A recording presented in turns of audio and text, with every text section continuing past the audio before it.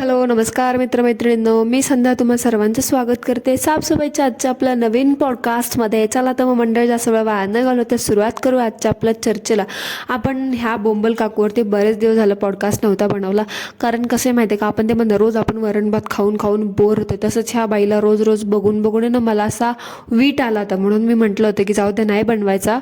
पण शेवटी ते म्हणतात नाही, ह्या काकूबाईंनी मला मजबूर केलं की बाई धर, तुला मी काही खूप पॉईंट्स देते, तू माझ्यावरती बोल बोल बोल. म्हणून मग म्हटलं चला आता शेवटी ह्या काकूंची एवढी इच्छाच आहे तर आपण ती इच्छा पूर्ण करूयात. तर बघा मंडळी, नेहमीप्रमाणे ह्या उंडगणाऱ्या भटक्या जमातीच्या काकूबाई, ती बच्चना आपली खचना कशी गेली बोंबलायला तिकडे, भटक्या जातीची आहे ना ती पण, तशीच आपली ही बोंबलीसुद्धा उंडगायला गेली आहे परत एकदा. ते म्हणतात ना, जित्याची खोड मेल्याशिवाय जात नाही, ती म्हणतं तुम्हाला माहितीच असेल, तसं काहीतरी ह्या बोंबलीचं आहे. एवढ्या वेळा पोलखोल करून सुद्धा ही काही सुधारायचं नाव घेतच नाहीये. म्हणजे बघा ना, आता ह्या बाईच्या मनातील तेव्हा ही बाई तारीख सांगते, वार सांगते ना, वेळा पण सांगते, नाही तर हिच्या मनातील तेव्हा ही काहीच सांगत नाही. आता आपण हिला कधीपासून बोलतोय की बाबा तिकीट दाखव, ते मदर ट्रिपचं काय झालं होतं, तुमचं PR वगैरे काय रेसिडेंट वगैरे काय हरवलं होतं, त्याची तिकीट दाखव. त्या गर्ल्स कम आंटी ट्रिपला गेली होती, त्या आंटी कम ट्रिपचे तिकीट्स दाखव वगैरे वगैरे. तर ती काय ते दाखवत नाही आणि हे नको ते दाखवत बसती. म्हणजे तिला आपण बोललो होतो ना की मागचं ते सगळं दाखवून एक्झॅक्टली काय मॅटर आहे ते क्लिअर कर, पण बिचारी ते काय सांगत नाही. आणि आता पडलेल्या व्ह्यूज गोळा करण्यासाठी आता पुन्हा गेली कॅम्पिंगसाठी आपल्या गिनीपिग्सला घेऊन. म्हणजे कसं, ह्यांचं ना जी आपण धुनी भांडी घरात करतो ना, तीच धुनी भांडी दुसऱ्यांच्या ठिकाणी जाऊन धुनी भांडी करायची. बस ह्याच्यामध्ये फक्त एवढंच आहे की फरक इथे एवढाच आहे की ही पार सगळ्या घरामध्ये धुनी भांडी करत होती आणि आता फक्त फरक एवढाच आहे की एका मोकळ्या जागेवरती जाऊन धुनी भांडी करणार आहे. कॅम्पिंगमध्ये फरक काय असतो ना, ह्या काकूबाईंना अजून कळलंच नाही आहे. एवढ्या ढिगभर भांडी कुंडी घेऊन गेल्यात, कशाला तेवढा आटापिटा करायचा होता ना. कॅम्पिंग म्हणजे काय, आपलं छोटं मोठं असतं ते मॅगी बिगी करून खायचं, चहा वगैरे, ह्याच्यावर त्याच्या कॅम्पिंग जास्त किती दिवसांचं असतो, 1 ते 2 दिवसाचं. पण ह्या काकूबाई जगाच्या वेगळ्या कुठल्या ग्रहावरतून आल्यात काय माहिती, ज्या 8 दिवसाची कॅम्पिंग करणार आहेत. कठीण आहे बाबा, कठीण आहे. म्हणजे ह्या काकूबाईंचं ना सगळंच काहीतरी वेगळं असतं. दुनियाच्या पलीकडेच ह्या कुठल्या जमातीतून आल्यात म्हणतात ना, ते तसं काहीच आहे. ह्या मला वाटलं होतं तो बन्या तरी ॲटलीस्ट शहाणा असेल, पण तो पण हिच्यासोबत राहून असा मंद झाला. ते म्हणतात ना वाण नाही पण गुण लागला, तसं काहीतरी त्याचं झालं. तो पण आपला हिच्यासारखा भरकटल्यासारखंच वागतोय. असं वाटत होतं की ॲटलीस्ट तो तरी जरा शहाणा असेल, निदान त्याला तरी त्याचं डोकं असेल, अक्कल असेल. पण नाही, तो पण तसाच आहे गिनीपिग, फक्त खाऊन दाखवायचं, ह मस्त आहे मस्त आहे मस्त आहे एवढंच करायचं, मस्त मस्त करायचं आणि नुसतं जेवण फस्त करायचं. तुम्हाला आठवते का मंडळी, आपल्या बोंबल काकू ग्रीस ट्रिपला गेल्या होत्या, त्याच्या अगोदर त्यांनी एक स्पेशल व्लॉग बनवलं होतं की त्या अशी कुठलीही ट्रिपला जाण्याच्या अगोदर त्या खूप नर्वस होतात.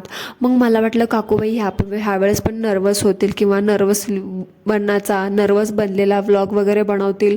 पण नाही, काकूबाई ह्यावेळेस नर्वस वगैरे झाल्याच नाही. म्हणजे नर्वसनेस आपल्या चेहऱ्यावरती दिसते ना की बाबा माणूस नर्वस आहे म्हणून. पण ह्या काकूबाईंनी एवढा आटापिटा केला, पर आधीपासून धुनी भांडी करत होत्या, एवढं टोपलंभर जेवण फराळ आराळ बनवून नेला, पण तेव्हा ते ह्या नर्वस होत्या असं एका क्षणात कुठेही जाणवलं नाही ना.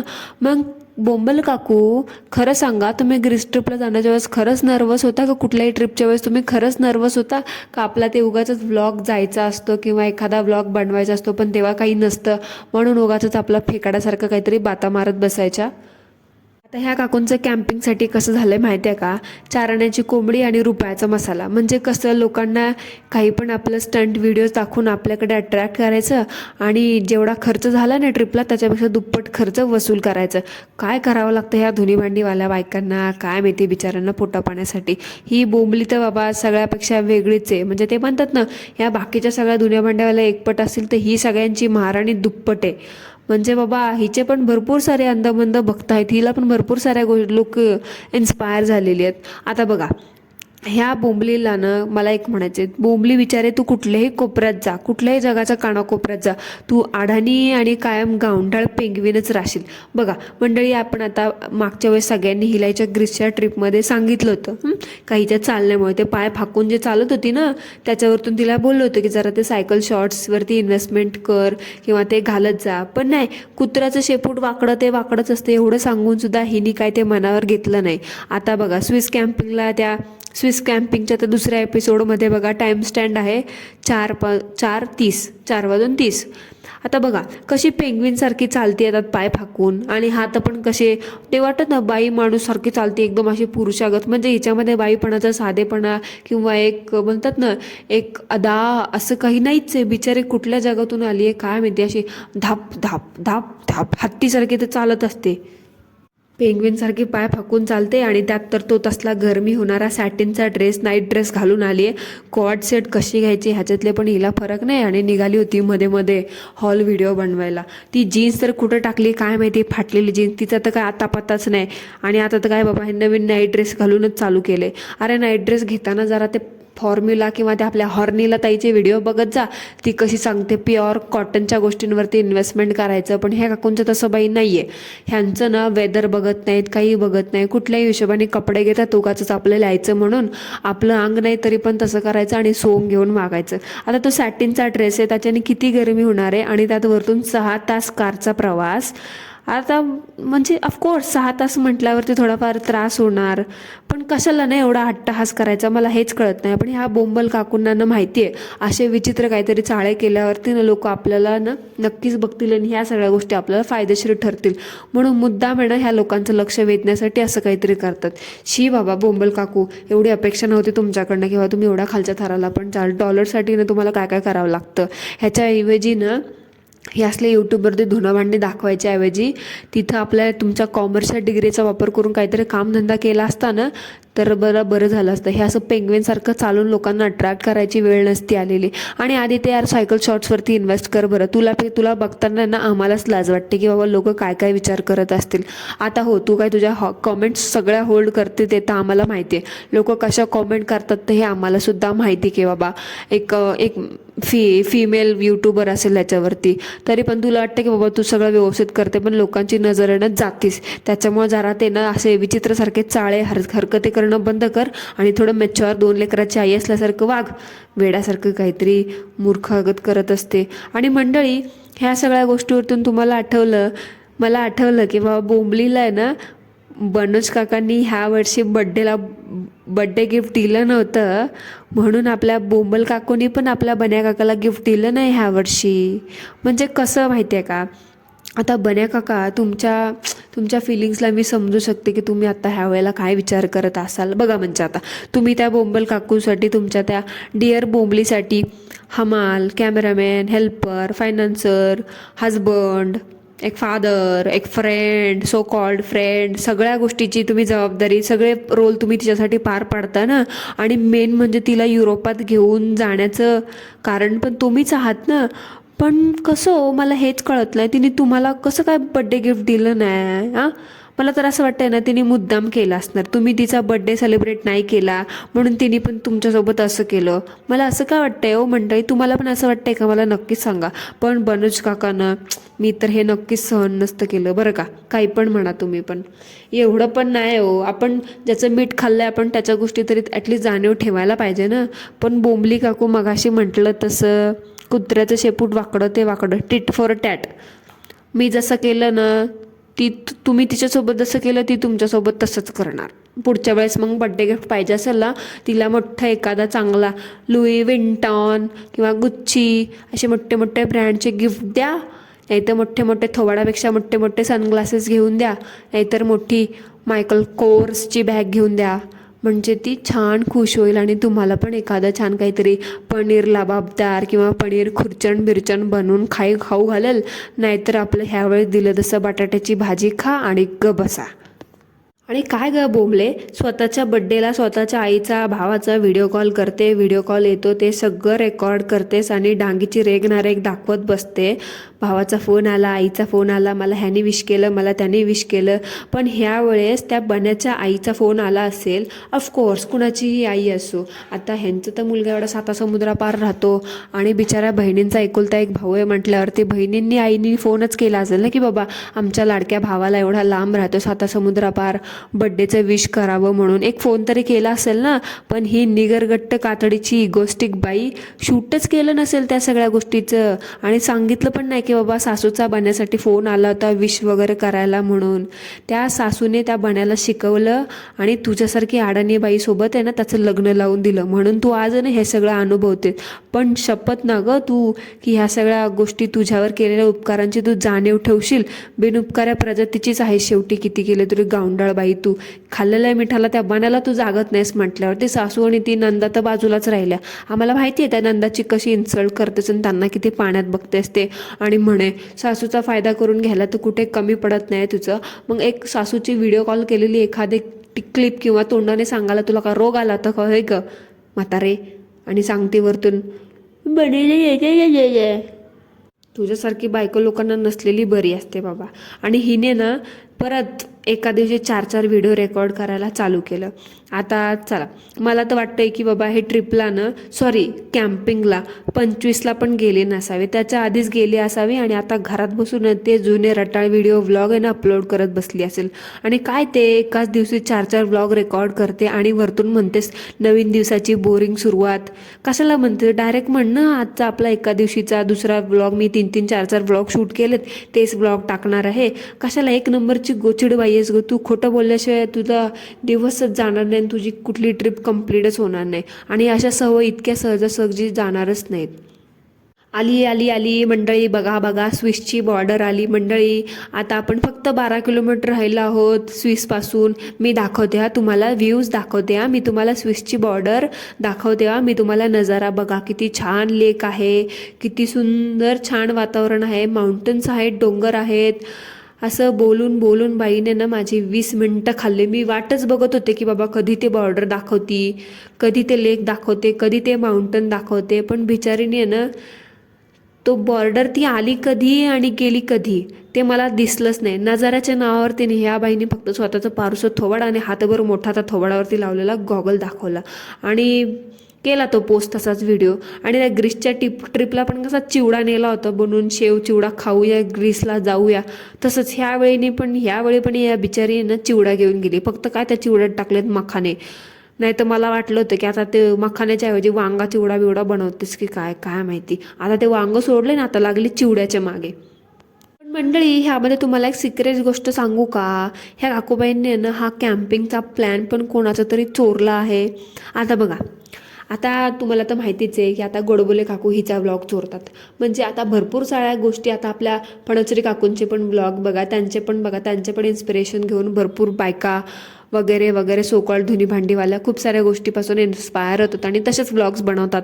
तशीच ही आपली बोंबल काकू पण एका मातोश्रीपासून इन्स्पायर झाली आहे. आता बघा तुम्हाला ते भारतीय मातोश्री इन ऑस्ट्रेलिया पण माहितीच असेल ना, बानी नाव आहे त्यांचं. त्यांनी पण मागच्या काही 8 दिवसाखाली ना त्या पण गेल्या होत्या कॅम्पिंगला. मला तर काय वाटतं माहिती आहे का, आपल्या ह्या बोंबलीने ना ही कॅम्पिंगची आयडिया आहे ना त्या बाणी ताईचीच, त्या बाणी जी मॉम आहे ना इंडियन मातोश्री तिचीच चोरली असावी. तुम्हाला काय वाटतंय ना मला कॉमेंटमध्ये नक्की सांगा. चोरटी बोंबली. आणि त्या DMW गाडीमध्ये तर बाबा असं सामान कोचून कोचून भरलं ना, एवढं कोंबून ठेवलंय पार त्या BMWची व्हॅल्यूने एकदम कचराच करून टाकले. म्हणजे त्या गाडीला ना पार मालगाडी केलंय, एवढं सगळं सामान कोंबलंय त्यात. म्हणून मी मोठ्या मोठ्या कंपनीला आहे ना, मोठ्या मोठ्या ब्रँड्सला असं मागे म्हटलं होतं की असल्या चिल्लर लोकांना, असल्या थुकरट लोकांना आणि ह्या डेली व्लॉगर लोकांना तर गाड्या देऊच नका. आणि गाडी देण्याच्या अगोदर ना जरा त्या लोकांची लायकी जरा लेवल बिवल आहे का बघा त्या.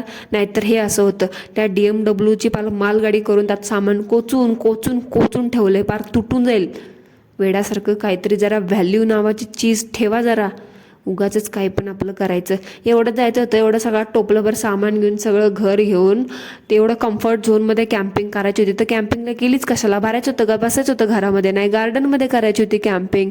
कॅम्पिंग म्हणजे काय असतं, एकदम तुटपुंजा आपल्या सोयीस्कर गोष्टीमध्ये 4 भांड्यामध्ये ऐवजी 2 भांड्यामध्ये सगळ्या गोष्टी मॅनेज करता येईल असं असतं. पण बिचारी सगळा संसार घेऊन गेली, पार कुकरपासून ते पार सगळं केटल बिटलपर्यंत. तिथं तर काय बाबा दाखवलंच आहे, सगळा गॅस वगैरे आहे, भांडी धुण्यासाठी जागा आहे, बाथरूम आहेत.